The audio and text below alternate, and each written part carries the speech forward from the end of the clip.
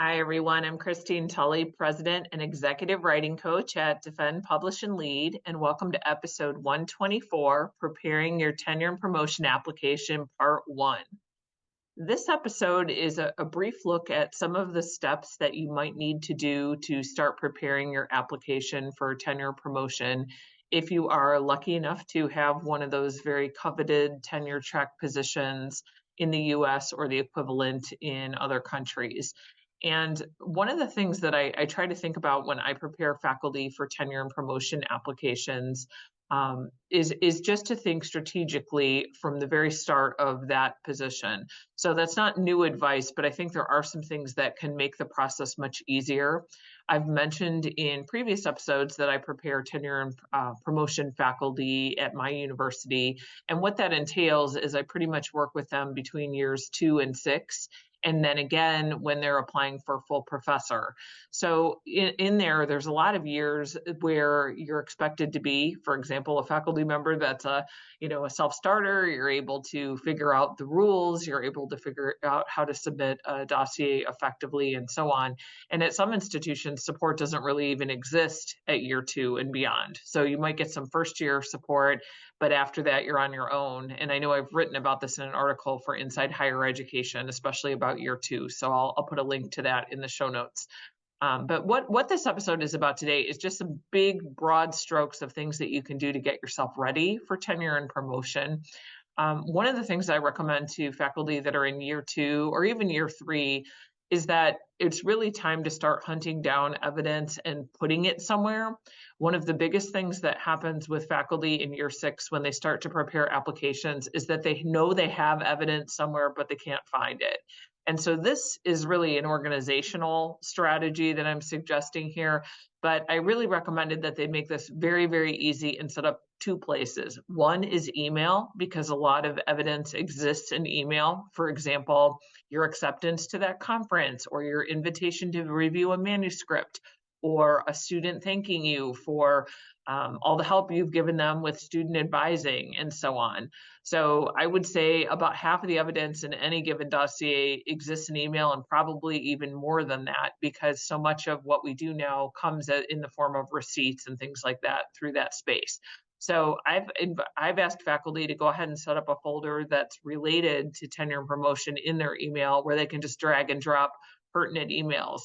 And if they can, I invite them to make also 3 sub-level folders, so one for scholarship, one for teaching, and one for service inside that tenure and promotion folder, because that way they can at least know that, okay, these emails were all about scholarship. So when they're working on that section, they only have to look through that batch that's in there.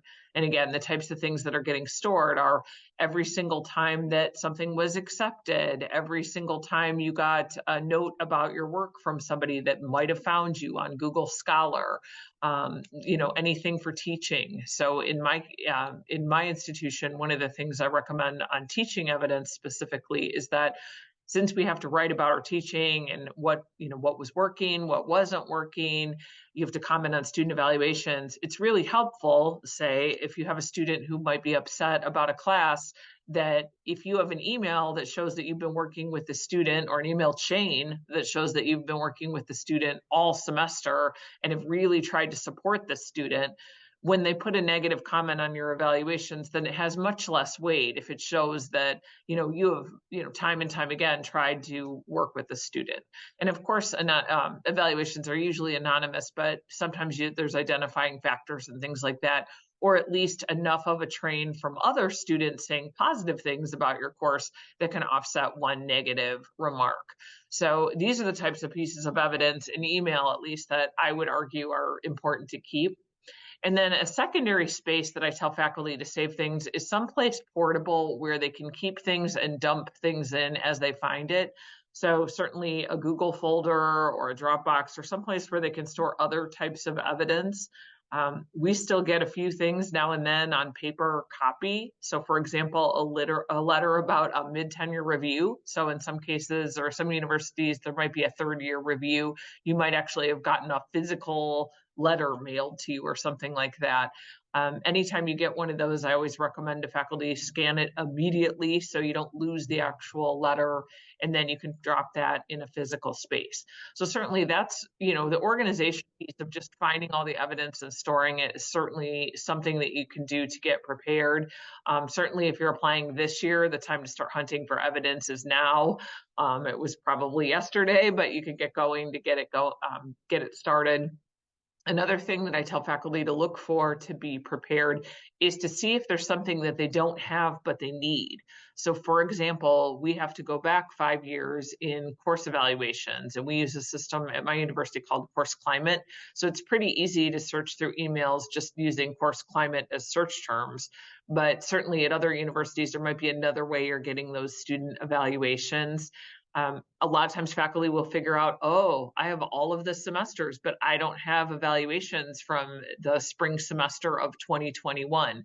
Much better to find that out now and to figure out where you need to go get those evaluations before you're starting to load them and you've got 36 hours before a dossier has to be turned in.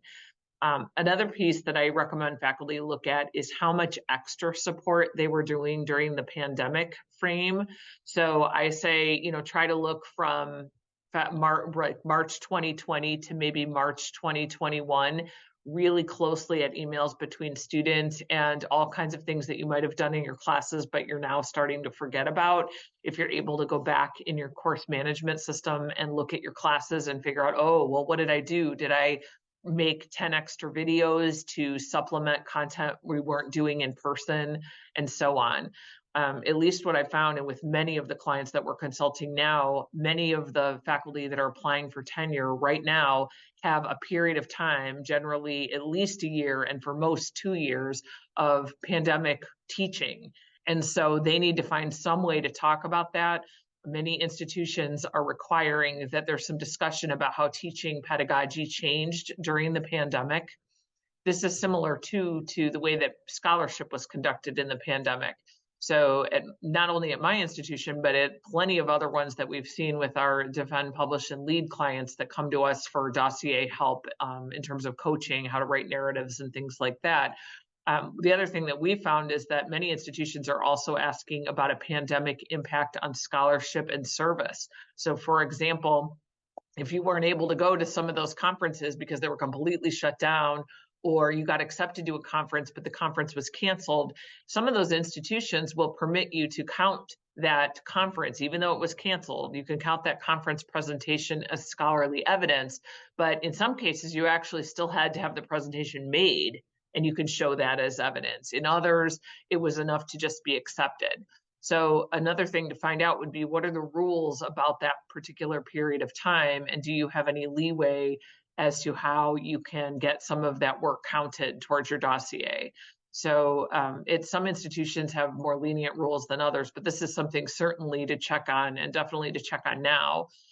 If you're in year 2, you might be just coming in on, say, the tail end of whatever pandemic accommodations were there, but they are worth looking at because there might be some leeway. For example, if you had some teaching that didn't go your way in year 1, or maybe you didn't publish as much in year 1, it may not be as much of an issue if you're still granted some of that leeway from pandemic, whatever we want to call them, maybe accommodations. Same thing with service. I know that many journals shut their doors or slowed down, so you weren't doing as many, manuscript reviews and so on. So that could be another thing. For parents, I know at some institutions, I've seen this at a few, where there was a special provision in there if you were taking care of children or elders during the time of the pandemic. There was a spot in there where you could talk about what kind of accommodations you had to make and how it affected your scholarship. So I've seen that at least one university. So there was something in there about caregiving. And if that applies to you, that might be something to look at. So certainly the organization piece and sort of finding out the rules regarding the pandemic are two things that could be happening right now. I do want to make you aware of a third opportunity that might be of use to you. If you're in years 2 through 6, we are starting a new monthly series for tenure track promotion and the tenure track applications and promotions. So if you'd like to join us for once a month, we're going to do hourly sessions and work on a different aspect of the tenure or promotion dossier. So everything, we'll have things about how to write about teaching when teaching doesn't go well. How do you frame that in a narrative? How do you write about your scholarship to make sure that you're representing that it has public impact if that's something that your university is looking for?